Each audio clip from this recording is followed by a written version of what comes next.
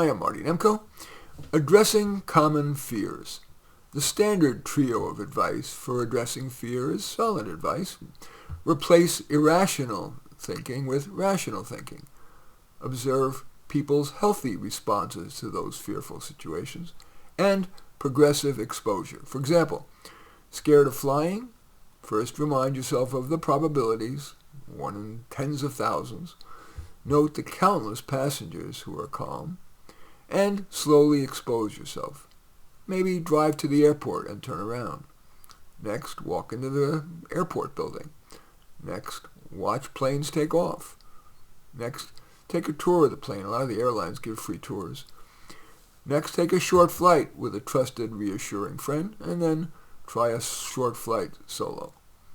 Same with arachnophobia, fear of spiders. Visit a pet store that sells them. Ask for one that you know won't bite. They may be selling tarantulas that bite, who knows, but even those are not deadly. Stand far away. Maybe don't even go into the store. Little by little, get closer until you can be as close as the store owner says is safe. And maybe it's petting one, who knows. At home, keep shrinking your distance from spiders that you notice around the house or in your backyard. And do remember that almost all spiders are harmless. The two main poisonous spiders, and they're very rarely deadly, are the black widow and the brown recluse. Both are quite avoidable. If you're worried, that's one more reason to keep your home and outside clean and uncluttered, especially in dark places. Sometimes people aren't actually fearful, but consciously or not, they act fearful to either punish themselves or to get stimulation or to gain someone's attention. As you start to feel fearful, ask yourself if any of those are at play. Now, here are my thoughts on addressing some specific fears. Fear of death. You won't be more aware of it than before you were born. And the silver lining is awareness of our mortality motivates us to make the most of each minute. Fear of dying. This mantra has helped me. If it gets too bad, there's usually a way to end it painlessly. Fear of offending or annoying someone or getting canceled. We do live in sensitive times. Before speaking or writing something that's potentially problematic, ask yourself, how might this make the person feel? Uplifted? Agreeing? Disagreeing? Angry? Devaluing of you? Sometimes it's worth eliciting a negative response, but not always. Decide case by case. Fear of being physically unattractive. This may be more malleable than you think. Even just smiling more will make you more attractive. And have you done all that you want to do with your clothes, hair, makeup? And wait.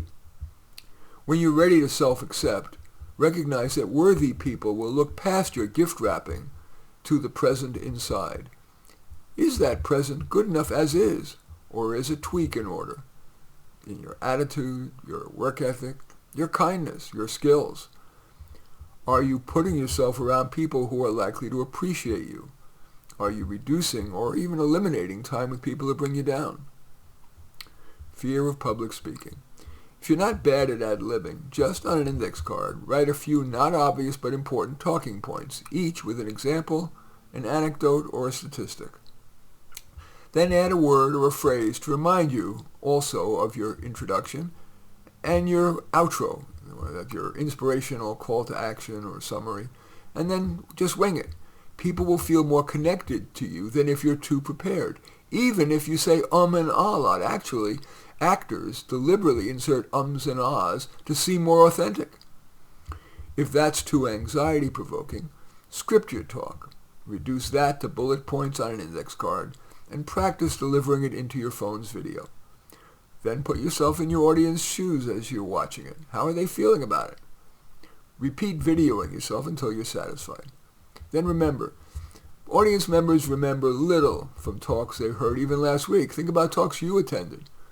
This too shall pass, and probably will pass well. Fear of failure. Face the worst. What would you do? You probably could survive, and maybe it'll even be for the best. And you probably won't have to face the worst. A mantra? It ain't that important. It really isn't. Irrelevant. People have given... Anyway, irrelevance. Maybe you've always been average, nondescript, never standing out. Or maybe you've faded in perceived value as you age. Do you want to rage against the dying light? Or accept your place in the world? Or some middle ground? In any of those cases, in what's a baby step toward that end? Fear of being physically attacked. Your chance of being assaulted even in a tough neighborhood is small. But if it'll calm you, lock your doors and pick places and times to walk. A mantra against an irrational fear of assault? Ask yourself what an average person would do and think about that. Another point, some feeling-centric therapists believe that all the above is inadequate. For example, today, a Jungian psychotherapist told me about a patient who was to go into an MRI machine to determine if he had cancer. She advised that when hearing the machines clicking, to think of it as a healing baby's rattle. I replied that such a one-time self-deception may, depending on how rational a person normally is, do more good than harm. But often, encouraging such clear defiance of rationality risks the person increasingly invoking that inefficacious crutch in other contexts. For example, making them more likely to believe in astrology, fortune tellers, crystals, ghosts, and in the extreme, to join a cult religion, or at minimum, to trust more in fate and luck than in action, and that is dysfunctional.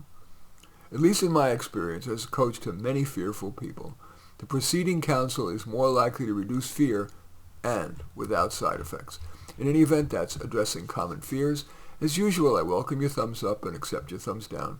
I always look forward to your comments, and especially like it if you hit the share button below. Share on your social media so that my efforts can have broader impact. And I am flattered if you choose to subscribe to my channel, and certainly would welcome you taking a look at any of my 36 books. Perhaps most relevant is How to Do Life, but all 36 are on Amazon. In any event, I thank you for watching. I am Marty Nemko.